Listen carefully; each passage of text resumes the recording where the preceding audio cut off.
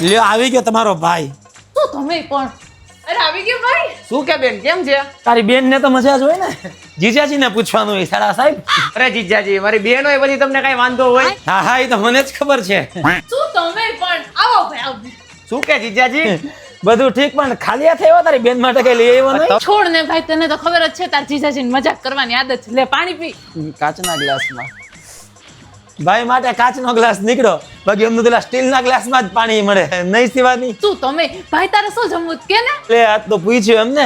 લે કે શું ખાવું તમારે? જીજાજી ને ભાવે ઈ જ કરને બાકી ખોટી રાયડું પાડશે. મારો ભાઈ આવ્યો ને તો કેટલું બધું જમવાનું હા બનાવ્યું. હા બનાવો બનાવો ભાઈ માટે.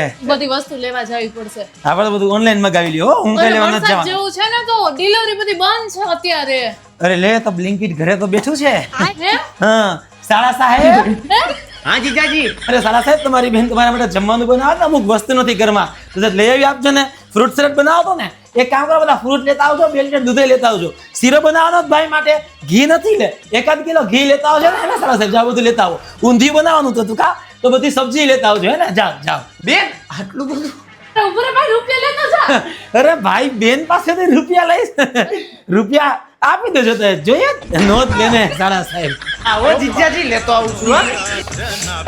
ભલે સાડા સાહેબ ભલે.